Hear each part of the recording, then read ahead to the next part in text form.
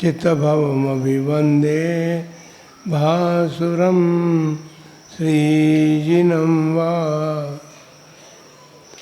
देवादिदेव 1008 श्री पार्श्वनाथ भगवान की जय। 20वीं सदी के प्रथमाचार्य चारित्र चक्रवर्ती आचार्य श्री शांति सागर जी महाराज की जय। परम पूज्य आचार्य श्री वीर सागर जी महाराज की जय।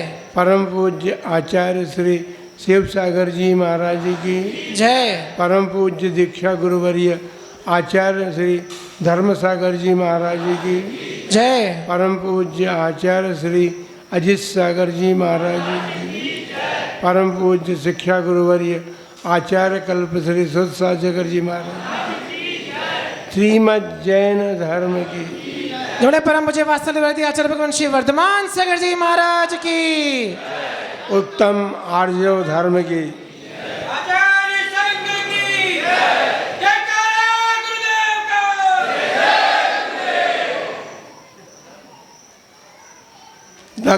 दस लक्षण महापर्व चल रहा है।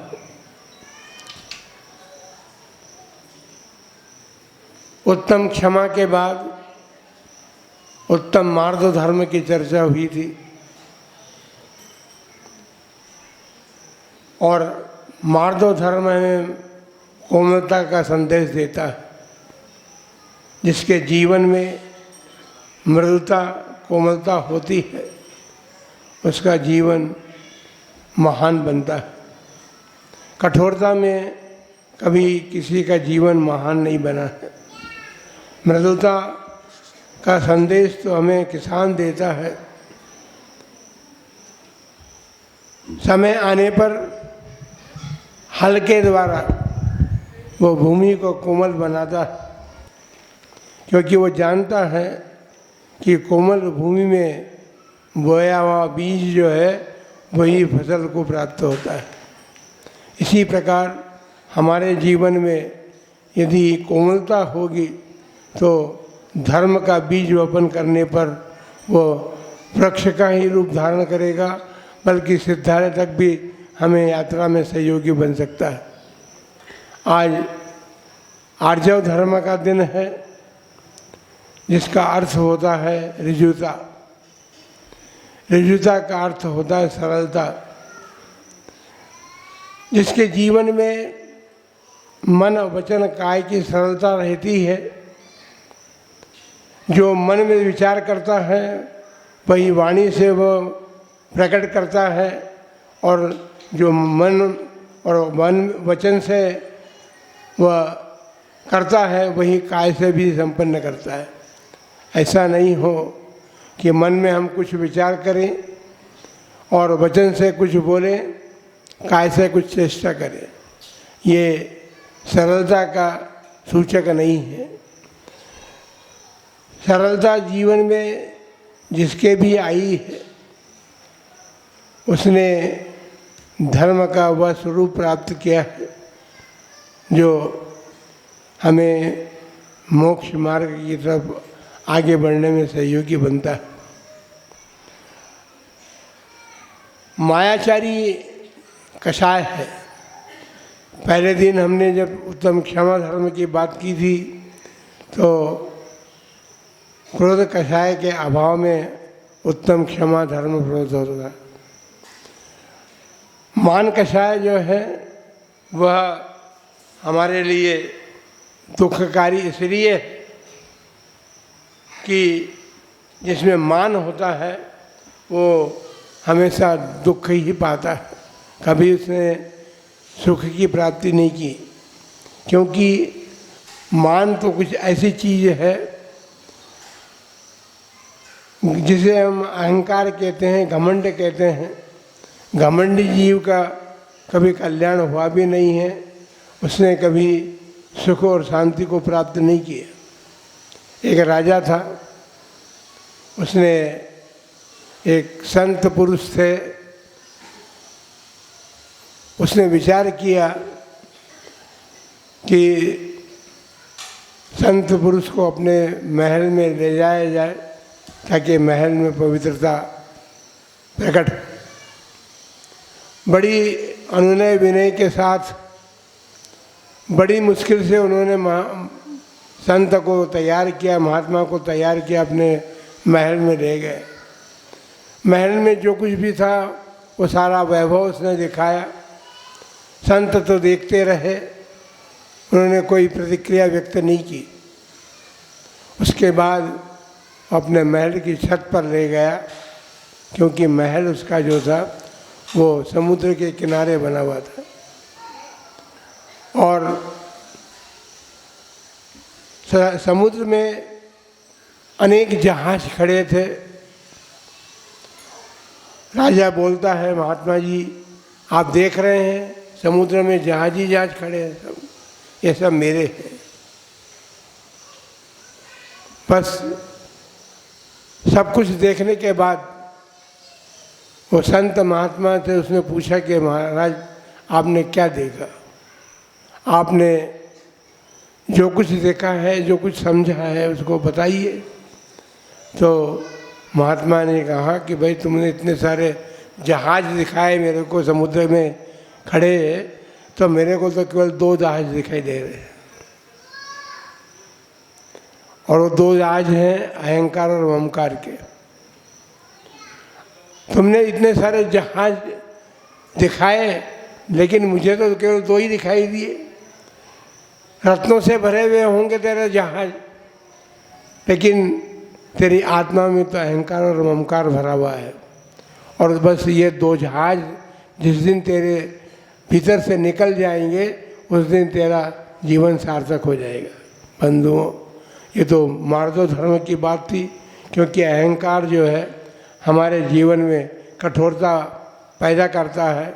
और कठोर जीवन जो है, क्योंकि भूमि जो कठोर होती है, चट्टान पर आज तक किसी किसान ने या किसी व्यक्ति ने बीज नहीं बोए, लेकिन मृदु कोमल पृथ्वी जो है जिसमें कि मिट्टी है, उसमें हल चला करके बीज बोए हैं और फसल प्राप्त की। वर्षा ऋतु बहुत जो हो रही है, और वर्षा ऋतु में पानी की धार बिल्कुल सीधी पड़ती, सीधी पड़ती, हवा से इधर उधर भी होती है वो। और जब युद्ध की तैयारियां होती थी, प्राचीन समय की बात है, आजकल की बात नहीं है। आजकल तो युद्ध छिप करके भी किए जाते हैं और नाना प्रकार के अस्त्र शस्त्रों के द्वारा किए जा रहे हैं। प्राचीन काल में धनुष और बाण के द्वारा युद्ध होते थे। जो बाण चढ़ाता है वो अच्छी तरह जानता है कि एकाग्रता मेरे मन में होगी और दृष्टि मेरी बिल्कुल सीधी अपने लक्ष्य की तरफ होगी।